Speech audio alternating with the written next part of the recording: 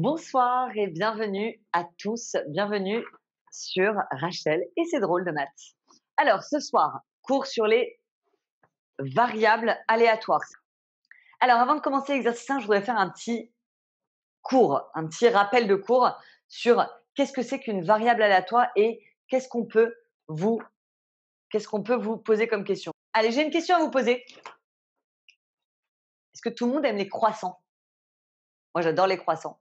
D'accord? Bah oui, tout le monde aime les croissants. Bon. Alors, calmez-vous. J'ai compris, on aime tous les croissants. OK. On est 57 participants. D'accord? Je vais demander de lever la main, c'est-à-dire de dire moi à tous ceux qui ont mangé un croissant. On s'en fout hein, si c'est vrai ou c'est pas vrai, on rigole, c'est tout. Hein, c'est juste pour faire un jeu. Un croissant ce matin. Allez, on lève la main. Allez, on va dire qu'il y en a 1, 2, 3, 4, 5, 6, 7, 8, 9. Allez, 9. 9 qui mangent un croissant ce matin. Qui ont mangé un croissant ce matin. Qui a mangé 2 croissants ce matin? Allez, jouer le jeu, on s'en fout. 1, 2, 3, 4, 5, 6, 7, 8, 9, 10, 11, 12. Allez, 12 qui ont mangé 2 croissants ce matin. Je vous rappelle qu'on est 57. Hein. Donc, OK. Qui a mangé, waouh, 3 croissants ce matin? Allez, 1, 2, 3, 4, 5, 6, 7, 8, 9, 10. C'est tout? Voilà, 11, 12, 13, 14, 15, 16 et 17. Allez, 17. On en a 17 qui ont mangé 3 croissants ce matin. Là, il y en a plein qui n'ont pas levé la main. Bah oui, c'est toutes les filles au régime qui se disent moi, je sais qu'après le confinement, il y a l'été. Il faut que je me mette en maillot de bain. Pas de croissant pour moi ce matin. D'accord? Moi, j'en ai mangé 2. Hein. Donc, combien il me reste de personnes là? Il m'en reste 19, je crois, qui n'ont pas mangé de croissant ce matin, les plus sérieux. Venez, on vérifie quand même. Si on fait 19 plus 17 plus 12 plus 9, on a bien 57 personnes. Bien. Je vais là vous dire, mais où est-ce qu'elle veut en venir? Écoutez bien la phrase que je vais dire maintenant. Soit x, la variable aléatoire associée au nombre de croissants mangés. Je répète. Soit x, la variable aléatoire associée au nombre de croissants mangés. OK. Quelles sont les valeurs possibles de x? C'est la première question que vous devez vous poser. Toujours, quelles sont les valeurs possibles de x? Alors attendez, soit je mange un croissant, soit j'en mange 2, soit j'en mange 3, soit je suis au régime et j'en mange pas. D'accord? Donc finalement, les valeurs possibles de x, c'est quoi? C'est 0, 1, 2 ou 3. Ça s'écrit comme ça. X prend les valeurs 0, 1, 2 ou 3. OK? Si on vous demande déterminer la loi de probabilité de x, ça c'est une question que vous allez avoir tout le temps. Déterminer la loi de probabilité de x. Dès que vous avez cette question-là, réflexe, mais vraiment réflexe tableau. Alors vous allez me dire, mais quel genre de tableau elle veut faire? Regardez bien. Vous faites un tableau qui ressemble à ça. Là, vous mettez x. Là, vous mettez p de x. Et là, vous mettez toutes les valeurs de x possibles. On a dit que x, c'était le nombre de croissants mangés. Prenez la valeur soit 0, soit 1, soit 2 et soit 3. OK? Et en dessous, il faut mettre toutes les probabilités associées. Ce qui est très important, c'est ça. D'accord? Donc, vous positionnez votre tableau avec toutes les valeurs de x en haut que vous avez trouvées. Et en dessous, on va mettre les probabilités. Je vous rappelle qu'une probabilité est absolument toujours comprise entre 0 et 1. D'accord? Ici, il y a combien de filles au régime? On a dit, peut-être des garçons aussi. Hein. Il y en a 19. Mais attention, on ne va pas mettre 19 parce que c'est une probabilité. Et une probabilité, ça ne peut pas faire 19. 19 sur 57. Eh oui, en tout, il y a 57 élèves connectés. D'accord? Bon, vous êtes passé à 60 entre-temps, mais c'est pas grave. OK? Alors, il y a quelqu'un qui dit, il y en a aussi qui ont pu manger 5 croissants. Oui, mais alors ceux-là, ils sont malades, ils sont même pas dans le cours. À mon avis, ils sont pas bien allongés sur leur fauteuil en train de regarder une petite série là. D'accord? Donc moi, je compte que maximum, on peut pas manger plus de 3 croissants. D'accord? OK? Ensuite, combien il y a d'élèves qui ont mangé un croissant? Un croissant, il y en a 9.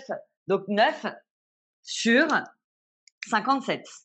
Alors là, je ne m'amuse pas à simplifier mes fractions, hein, parce que là, c'est juste un exemple pour vous expliquer, je m'en fous du reste. OK? Pour le 2, 2 croissants, 12 sur 57. Et enfin, 3 croissants, 17 sur 57. Voilà, vous avez établi la loi de probabilité de X. Dès que vous avez la question établir ou donner la loi de probabilité de X, réflexe, tableau. D'accord? La question qui va tomber tout le temps, mais je vous le signe, hein, tout le temps après cette question, c'est l'espérance. Alors, est-ce que quelqu'un sait pourquoi pas sur 60, Kiki? Parce que quand j'ai fait mon petit sondage et que j'ai demandé à tout le monde qui a mangé un croissant, 2 croissants, 3 croissants, vous étiez que 57. Donc, voilà. OK? Alors, l'espérance. Comment on fait l'espérance? Déjà, est-ce que avant de me donner la formule, est-ce que quelqu'un peut me donner un autre mot pour dire espérance qui est synonyme? Oui, Laetitia. Si on te dit faire la loi de probabilité, direct tu fais le tableau, tu as fini. Ça, c'est la loi de probabilité. Alors, très bien Lisa, très bien Mathieu. Si on vous dit espérance, vous dans votre tête, vous dites OK, ils veulent la moyenne. Moyenne, OK, ils veulent l'espérance. Alors, comment on fait l'espérance? Regardez, c'est hyper facile. Vous faites ça fois ça, plus ça fois ça, plus ça fois ça, plus ça fois ça. Tout simplement. Donc, espérance de X, c'est 0 fois 19 sur 57, plus 1 fois 9 sur 57, plus 2 fois 12 sur 57, plus 3 fois 17 sur 57. Allez, on l'a fait tous. Moi aussi, je la fais. Personne n'est feignant. Et on voit combien ça fait. Est-ce que vous avez trouvé 1,47? Il y a Adrien qui a trouvé comme moi. Nickel, Mélisse. Parfait. OK. Alors, vous voyez, c'est vraiment juste une petite addition. Ça fois ça, plus ça fois ça, plus ça fois ça, plus ça fois ça. OK? Alors, une fois qu'on a l'espérance, on peut vous demander de l'interpréter. Donc, vous dites, bah, en moyenne, dans cette classe, dans ce groupe de participants, on va manger. Alors, c'est bizarre de dire 1,47 croissants. Je dirais un croissant et demi. Mais au lieu de mettre un croissant et demi, on va dire entre 1 et 2 croissants par personne. D'accord? Parce que c'est bizarre sinon. On continue. Maintenant que vous avez compris ça, qu'est-ce que je peux vous demander? Donc, vous savez me trouver l'univers. Vous savez me donner le tableau de la loi de probabilité. Vous savez faire l'espérance. Dernière chose, et j'ai fini mon cours. Après, il faut s'entraîner une tonne, hein. Mais j'ai fini mon cours sur ce que vous avez à savoir. Donc, comment on a trouvé cette formule? Il n'y a pas de démonstration. L'espérance, c'est une formule de cours que tu dois connaître par cœur. C'est la somme des XI pays. Je te l'écris en version moche. Somme des xi fois pi. La somme de x1 fois p1 plus x2 fois p2 plus x3 fois p3. C'est ça fois ça plus ça fois ça. C'est ce que je t'ai écrit en vert. OK? Et l'univers, c'est l'ensemble des possibilités que tu as. Donc, comme x, c'est la variable aléatoire associée au nombre de croissants, et ben moi, le nombre de croissants mangés, je pourrais en avoir soit 1, soit 2, soit 3 et soit 4. OK? Je continue. Variance et écart-type. Alors, comment on calcule une variance et ensuite comment on calcule l'écart-type. Pour calculer la variance,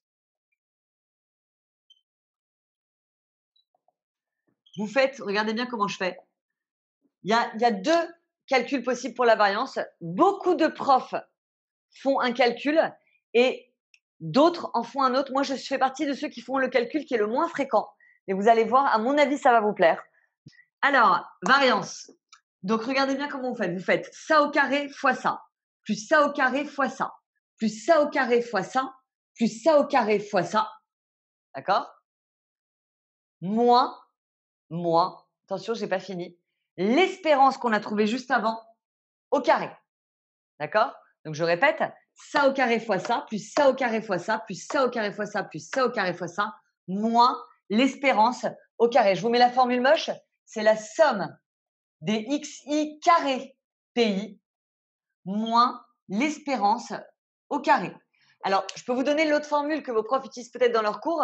Je la connais, enfin, je la connais, mais je l'aime pas du tout. C'est la somme des xi moins l'espérance, le tout au carré fois pi. Donc, les profs, ils font 0 moins 1,47, le tout au carré fois ça. 1 moins 1,47, le tout au carré fois ça, etc., etc. Et moi, j'arrive pas. Je trouve que c'est vraiment, on peut faire plein de fautes à la calculatrice. Donc, moi, ce que je vous conseille, c'est un conseil d'ami, hein, c'est de prendre cette formule-là. Et je trouve qu'elle est plus facile à appliquer. Donc, regardez, je vous fais l'exemple ici. La variance, ça fait donc 0 au carré fois 19 sur 57, plus 1 au carré fois 9 sur 57, plus 2 au carré fois 12 sur 57, plus 3 au carré fois 17 sur 57, j'ai plus de place, moins, et c'est ça qu'il ne faut pas oublier, moins l'espérance au carré. Vous voyez ce petit truc-là, là? Il ne faut surtout pas l'oublier.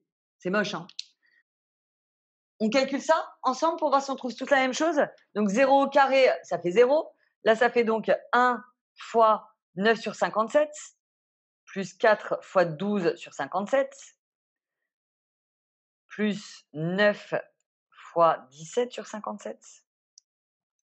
Et enfin, plus, c'est tout, moins, pardon, 1,47 au carré. Ça fait 1,52, moi j'ai trouvé. Très bonne question de Marine. J'arrive. Dites-moi si vous avez trouvé comme moi pour la variance. 1,52. Ok, super. Alors attention, la variance, je vais répondre à ta question, Marine, elle sert à rien. Elle sert à une chose. Elle sert à trouver l'écart type. C'est quoi l'écart type? C'est ça. Écart type, ça s'écrit comme ça. Sigma de x, c'est la racine de la variance. Donc, le résultat que vous avez là, l'écart type, ça vous donne donc racine de 1,52 qui me donne donc racine de 1,52 qui me fait 1,23. OK? Ça, c'est l'écart type. Et l'écart type, par contre, il sert à quelque chose. Alors, le symbole somme, il sert à quoi, Laetitia? Ce symbole-là, c'est pour écrire de manière compacte ça fois ça, plus ça fois ça, plus ça fois ça, plus ça fois ça. Tu vois, imagine, tu aurais eu 10 cases d'affilée. C'est vachement long. OK? Et bien, dans ce cas-là, on utilise ce petit symbole-là pour écrire en version compacte. Alors, je répète pour Rivka. L'espérance, c'est la moyenne. D'accord? Donc, en moyenne, là, on avait trouvé une espérance de 1,47. En moyenne, dans cette classe, on mange entre 1 et 2 croissants par personne. D'accord? L'espérance, c'est très logique. L'écart type, on vous le demande moins souvent. Mais quand on vous le demande, il faut faire la variance d'abord. Donc, on fait la variance avec la formule, je répète, ça au carré fois ça, plus ça au carré fois ça, etc., moins l'espérance au carré. Et ensuite, on fait la racine carrée pour avoir l'écart type.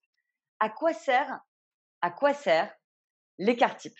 Donc, l'écart type, c'est fait pour comparer deux équipes. Par exemple, un écart type seul comme ça, là, vous allez me dire, bah, Rachel, qu'est-ce que je fais avec ça? Pas grand-chose. Par contre, si j'avais eu, par exemple, juste avant vous, j'ai eu les secondes, d'accord? Et que j'avais fait exactement le même jeu avec les secondes, avec les histoires de croissants. Et que j'avais eu un écart type pour vous de 1,23 et un écart type pour les secondes de 2,57. J'invente complètement, d'accord? Alors, dans ce cas-là, qu'est-ce que j'aurais pu en déduire? Que les valeurs de l'équipe des secondes étaient plus écartées, écart type, par rapport à la moyenne. Par exemple, il y aurait eu beaucoup plus d'élèves bon là c'est un peu particulier parce que c'est 1,47 la moyenne. Donc en fait, plus l'écart type est petit, plus les valeurs sont concentrées autour de la moyenne. Plus l'écart type est grand et plus les valeurs sont éparpillées, dispersées, on va dire, autour de la moyenne. Voilà à quoi sert l'écart type. Voilà comment ça fonctionne. OK? Donc un écart type seul n'a pas tellement d'intérêt. L'écart type est intéressant quand on veut comparer deux équipes, deux classes. OK? Bon. C'est un peu comme un intervalle, Emma, oui. Tu peux le voir comme ça.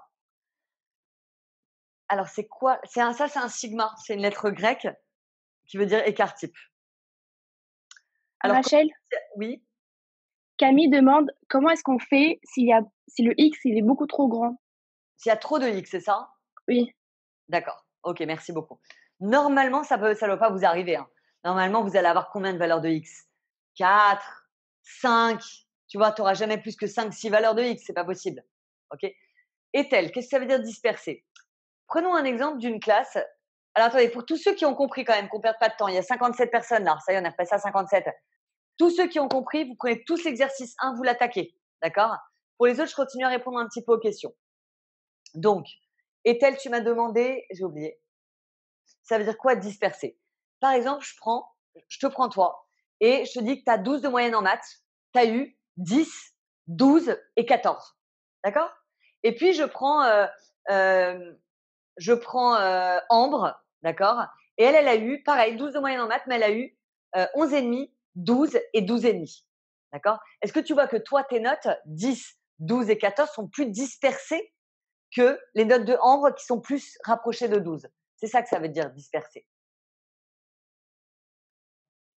Laetitia, là, c'est l'écart entre la moyenne et notre groupe. Oui, mais comment? En fait, souvent les élèves me disent, mais ça veut dire quoi un écart type gros, un écart type petit? En fait, un écart type, il sert à comparer deux équipes. D'accord? Si l'un est plus grand que l'autre, ça veut dire qu'on est plus dispersé. OK?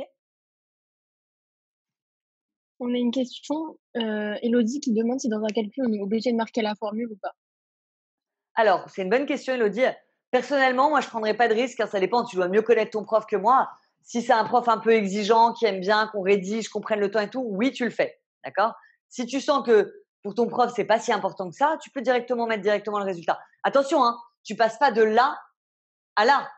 Au moins, tu détailles la partie rouge. D'accord? Maintenant, si tu lui rajoutes ça, ça va te prendre 10 secondes, ça vaut le coup. OK? Non, Rivka, on n'aura jamais un écart type négatif puisque l'écart type, c'est la racine carrée de la variance. Une racine carrée n'est jamais négative. Et pareil pour la variance ne sera jamais négative. Pour la valeur de la fin, on doit toujours l'arrondir. Oui, tu n'auras pas le choix parce que ça va faire toujours un truc moche, donc tu l'arrondiras minimum de chiffres après la virgule. Variance et écart type sont jamais négatifs, Amélia. Pas toujours, jamais négatifs. OK? On y va. Exercice 1. Allez, c'est parti. On lance 2 dés non truqués. Ça veut dire quoi qui ne sont pas truqués? Ça veut dire qu'on a autant de chances de tomber sur le 1, le 2, le 3, le 4, le 5 et le 6. OK? Vous avez vu, je suis sympa? Je vous ai souligné en noir la phrase, c'est la phrase la plus importante de l'énoncé. X est la variable aléatoire égale au plus grand des deux nombres obtenus. Attention, cette phrase-là, vous pouvez la lire 10 fois s'il faut, il faut que vous la compreniez. D'accord? C'est la phrase la plus importante de l'énoncé. OK. À l'aide d'un tableau à double entrée, déterminer toutes les possibilités et en déduire la loi de probabilité de X. OK. Qu'est-ce que c'est qu'un tableau à double entrée? C'est un tableau qui ressemble à ça. Là, on va mettre le dé numéro 1 et là, le dé numéro 2. D'accord? Donc, le dé numéro 1, 2, 3, 4, 5 et 6 possibilités. Et le dé numéro 2, 1, 2, 3, 4, 5 et 6. OK? Donc, dans le dé numéro 1, on va obtenir soit 1, soit 2, soit 3, soit 4, soit 5 et soit 6. Et dans le dé numéro 2, pareil. 1, 2, 3, 4, 5 et 6. Bien. Alors, qu'est-ce qu'on nous a dit sur X? X, c'est la variable aléatoire qui est égale au plus grand des deux nombres. Regardez. Si je prends la première case, on a 1 et 1. Bon, bah, le plus grand des deux, c'est 1. Ça, c'est un peu débile. Hein. Maintenant, 1 et 2, c'est quoi le plus grand des deux? C'est 2. 1 et 3, bah 3. 1 et 4, 4. 1 et 5, 5. 1 et 6, 6. Remplissez-moi le tableau. Vous avez 30 secondes. Allez, moi, je le remplis, vous me dites si ça va. OK? 2 et 1, ça fait 2. 2 et 2, 2. Et puis là, 3, 4, 5 et 6. 3, 3, 3, 4, 5 et 6. 4, 4, 4, 4, 5 et 6. 5, 5, 5, 5, 5 et 6. Et enfin, que des 6. OK? Bon, ça, c'était juste pour illustrer le tableau à double entrée. Mais répondons à la question, c'est ça qui m'intéresse. À l'aide d'un tableau à double entrée, donc il est là, déterminer toutes les possibilités et en déduire la loi de probabilité de X. Vous voyez le mot loi de probabilité de X, réflexe tableau, avec un X, un P de X, comme tout à l'heure. Alors, X, on a dit que c'était quoi? C'était les valeurs possibles. Regardez bien dans votre tableau. Regardez bien dans votre tableau. Quelles sont les valeurs possibles de X? Il y a du 1, il y a du 2, il y a du 3, il y a du 4, il y a du 5 et il y a du 6. Eh bien, on les met. 1, 2, 3, 4, 5 et 6. Et maintenant, pour chaque valeur, on va déterminer la probabilité. En tout, il y a combien de cases rouges? Regardez, 1, 2, 3, 4, 5, 6 fois 1, 2, 3, 4, 5, 6. En tout, il y a 36 cases. Donc, la probabilité de tomber sur le 1, il n'y en a qu'un. Une chance sur 36. Le 2, 1, 2 et 3. 3 chances sur 36. Conseil d'amis, je sais que ça fait 1 sur 12. Je sais calculer moi aussi. Mais je vous déconseille de simplifier vos fractions dans votre tableau. Je vous explique juste après pourquoi. OK? Le 3, 1, 2, 3, 4, 5 sur 36. Le 4, 1, 2, 3, 4, 5, 6, 7 sur 36. Le 5, 1, 2, 3, 4, 5, 6, 7, 8, 9 sur 36. Et enfin, le 6, 1, 2, 3, 4, 5, 6, 7, 8, 9, 10, 11 sur 36. Pour savoir si vous avez bon, et c'est pour ça que je vous disais gardez tout sur le même dénominateur, vous pouvez additionner les cases du bas et voir si ça fait bien 1. Regardez, 1 sur 36 plus 3 sur 36 plus 5 sur 36, etc. Et là, vous allez avoir 36 sur 36. Ça fait donc bien 1. Est-ce qu'il y en a qui ont besoin que je reprenne tranquillement? Oui, on a Basma, Emma, Louise qui ont eu du mal. D'accord. Ok, très bien. Alors, je reprends tranquillement. Pour les autres, tous ceux qui ont bien compris, vous me faites l'espérance nickel avec votre calculatrice et l'écart type aussi. Hein. Ok? Alors, je réexplique. Très important de bien lire l'énoncé. D'accord, les filles? Je vois que c'est beaucoup de filles.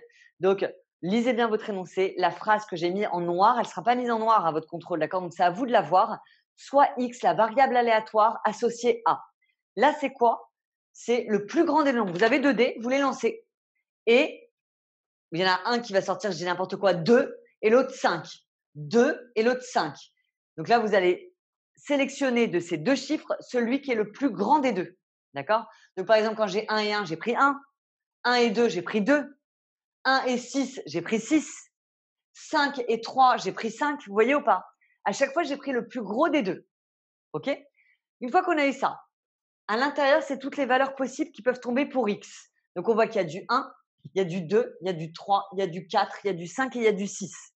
Donc je les ai mises là-haut, les valeurs possibles. Et ensuite, en bas, vous mettez toutes les probabilités. Donc comme il y a 36 cases, une chance sur 36 de tomber sur le 1, 1, 2, 3 chances sur 36 de tomber sur le 2, etc. Et j'ai compté les cases. Alors, exactement est-elle? La question n'a pas de phrase-réponse là. On vous demande établir la loi de probabilité, bam, tableau. C'est ça la réponse.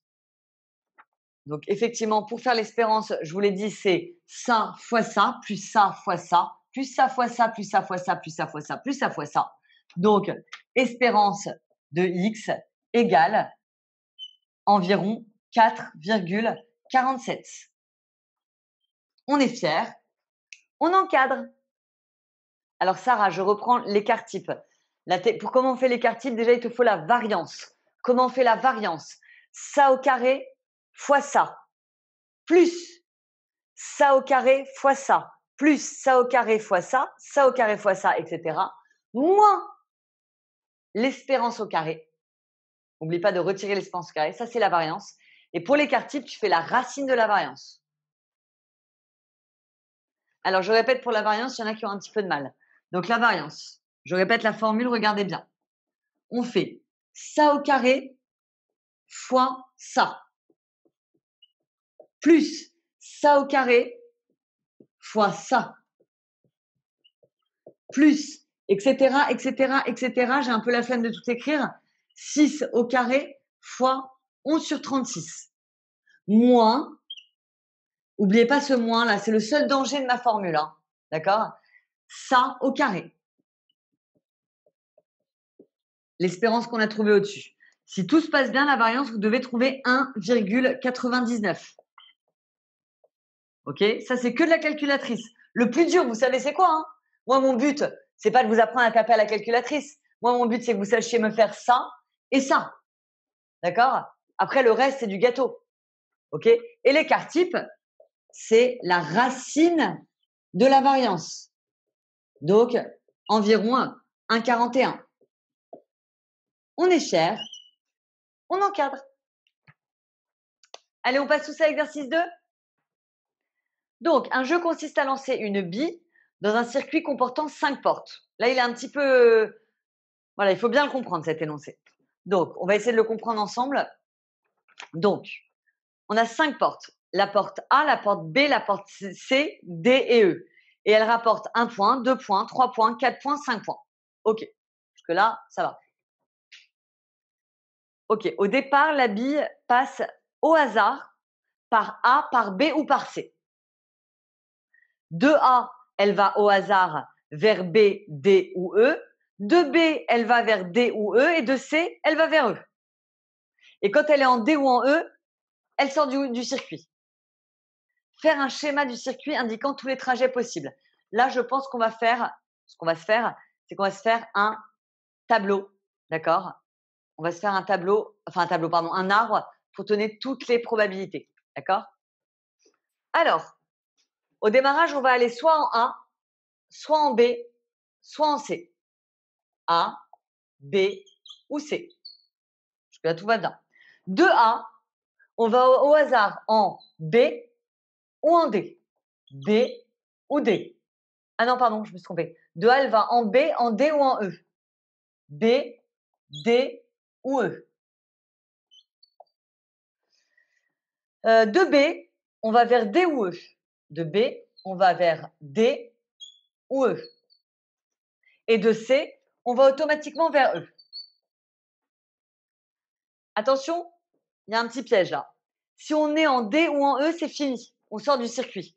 Donc, dès que vous êtes arrivé en D ou en E, vous vous arrêtez. Stop. Je sors. Stop. Je sors. Stop. Je sors. Mais tant que vous n'êtes pas en D ou en E, vous continuez. Stop. Je suis en D. Stop. Je suis en E. Par contre, là, en B, on continue. Sauf que quand on est en B, on nous a dit qu'on allait où quand on était en B? On allait soit vers D, soit vers E. Donc, hop, hop, on peut aller encore en D ou en E. Et là, on met stop et stop. Déjà, l'arbre, il n'était pas si évident que ça à tracer, hein, je trouve. Je ne sais pas ce que vous en pensez. Ok, donc ça, c'est un schéma. Je viens de faire un schéma avec, voilà, très bien, Rivka, c'est un arbre pondéré. Je ne sais pas si vous avez remarqué que dans l'énoncé, à chaque fois, il y a ce mot au hasard. Au hasard, ça veut dire quoi? Ça veut dire que là, il y a autant de chances de tomber là-dessus, là-dessus et là-dessus. Donc, au niveau des, tu as dit arbre pondéré, au niveau des branches, bien sûr que tu le mets ton arbre. Hein. Ah, le stop, non, ça c'est entre nous. C'est juste pour te dire, voilà, on s'arrête quand on sort du circuit. Tu le mettras, si tu le mets, ils vont comprendre, c'est bien. Hein. C'est pas grave si tu le mets pas. Ok? Donc, là, on a combien de chances? On a une chance sur 3, une chance sur 3, une chance sur 3. Ici, une sur 3, une sur 3 et une sur 3. Là, par contre, ils sont que 2. Donc, une sur 2 et une sur 2. Là, il est tout seul, 100% des chances, 1. Là, une sur 2 et là, une sur 2. Bon. On continue. Donc, faire un schéma, il est fait. On a même mis les probabilités. Là, on est au top. Hein. OK? Question 2. Le choix de chacune des portes étant équiprobable, donc c'est exactement ce qu'on vient de dire, il y a du hasard total, calculer la probabilité du trajet A, B, D. A, B, D. C'est le chemin qui est là-haut. Vous le voyez ou pas? Alors, la semaine dernière, on avait fait un cours sur les probabilités.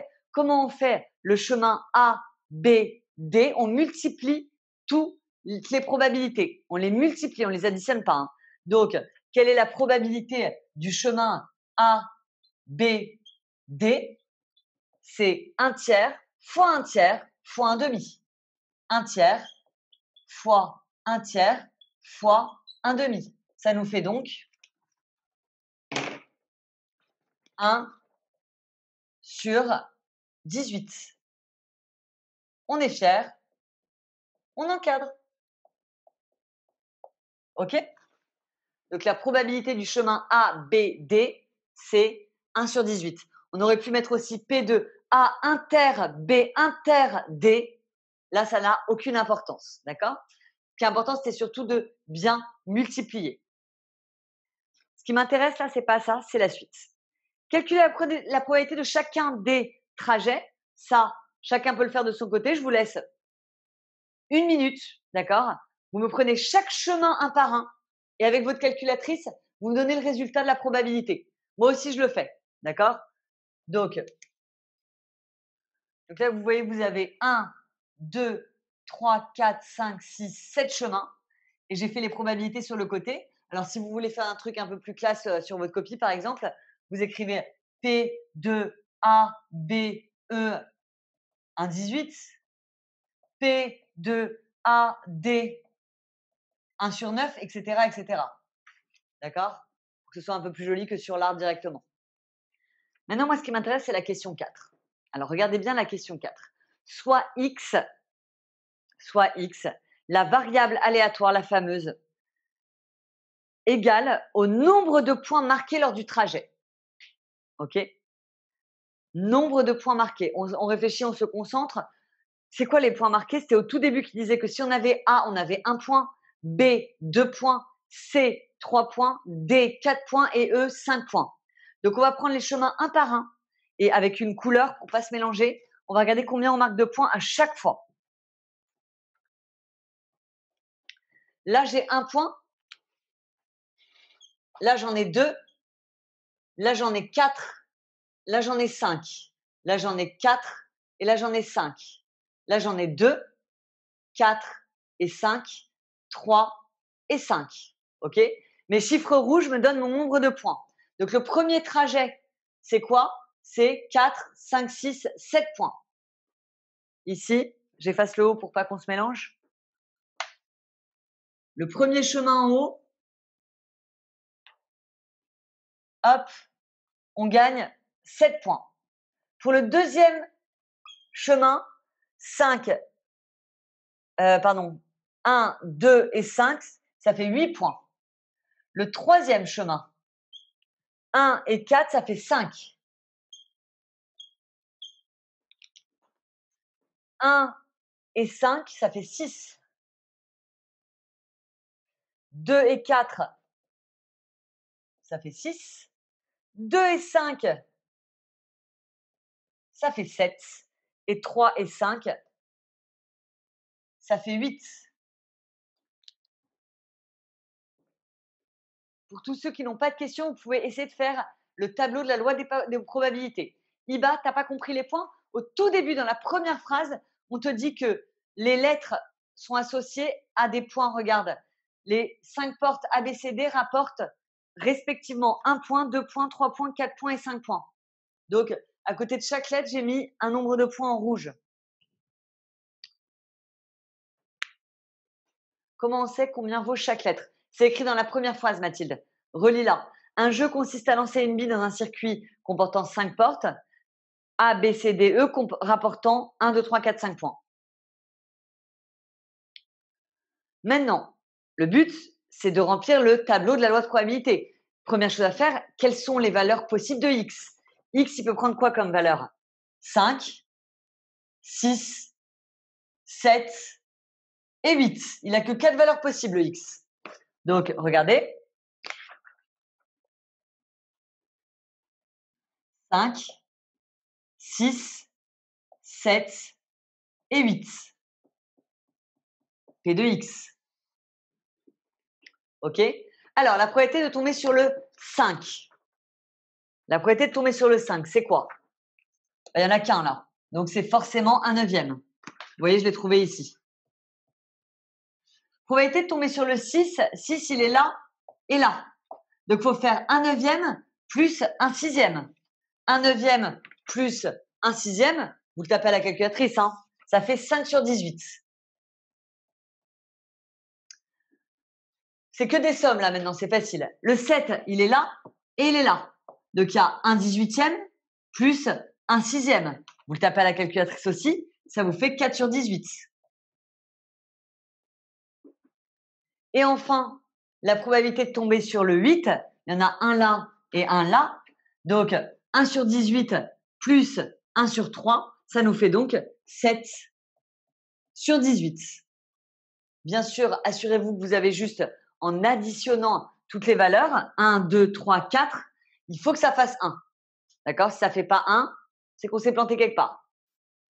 J'ai vérifié, normalement ça fait 1. Alors, pourquoi 1/9 plus 1/6 là? 1/9 plus 1/6. Quand est-ce que j'ai fait 1/9 plus 1/6? Je voulais le 6. Le 6, il est ici et ici. Tu vois ou pas, Eline?